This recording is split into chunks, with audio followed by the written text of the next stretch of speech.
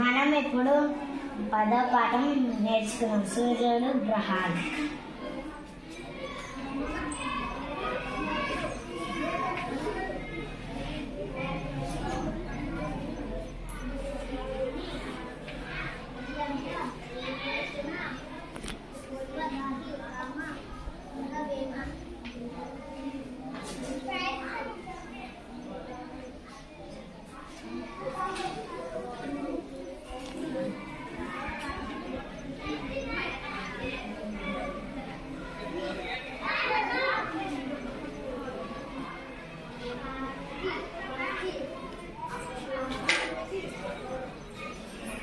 ఒకరోజు రాత్రి ఇంట్లో వేడిగా ఉందని నిత్య రాధికలు పడుకోవడానికి మేడ మీదకి వెళ్ళారు. కబుర్లు చెప్పుకుంటూ ఆకాశం వైపు చూశారు.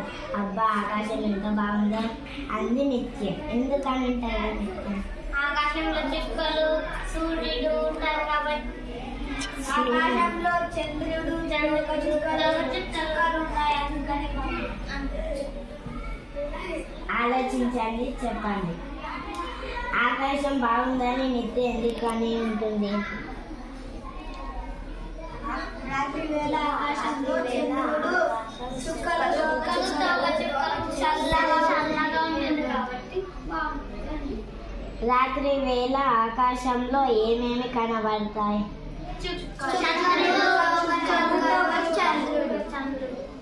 అవన్నీ పగలు కూడా కనబడతాయా? ఏమేమి కనబడతాయి? సూర్యుడు మేఘాలు. కానీ చుక్కలు కూడా కనబడతాయి. సూర్యుడు వెలుగుతురు ఇస్తున్నానికి అవి కనబడవు.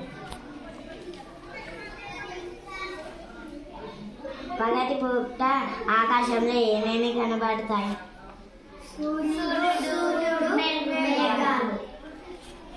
కింది చిత్రాలను పరిశీలించండి. ఏ చిత్రం పగలును సూచిస్తుంది?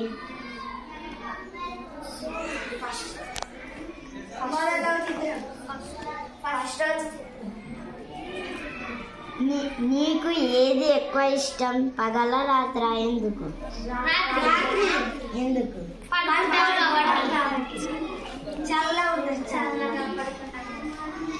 ఆకాశంలో సూర్య, చంద్రుడు, నక్షత్రాలతో పాటు ఇంకా ఏమైనా ఉంటాయా? పరిశీలించండి, చెప్పండి. సౌర కుటుంబం. ఆకాశంలో మేఘాలు, సూర్య, చంద్రుడు.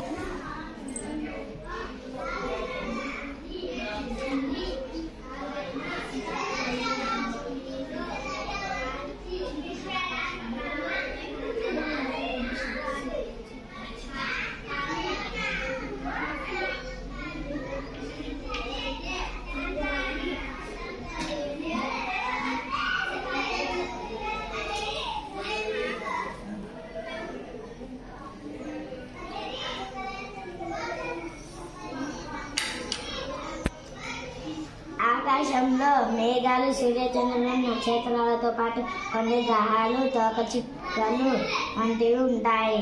కొన్ని మన కంటికి కనబడతాయి, మరికొన్ని కనబడవు. ఎందుకు?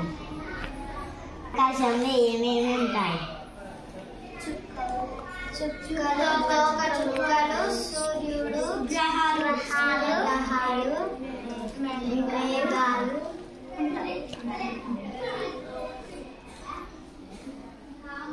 రాత్రిపూట కనబడే మినుకుమని ప్రకాశించే నక్షత్రాలన్నీ మన నుండి అనేక కోట్ల కిలోమీటర్ల దూరంలో ఉండటం వలన చిన్నవిగా కనబడతాయి. దాదాపు 5 మంది ప్రయాణికులు కూర్చుండే విమానం కూడా ఆకాశంలో ప్రయాణిస్తున్నప్పుడు మనకు ఎంతో చిన్నగా కనిపిస్తుంది. ఎందుకు? ఆలోచించండి. రేపు వచ్చి చెప్పండి.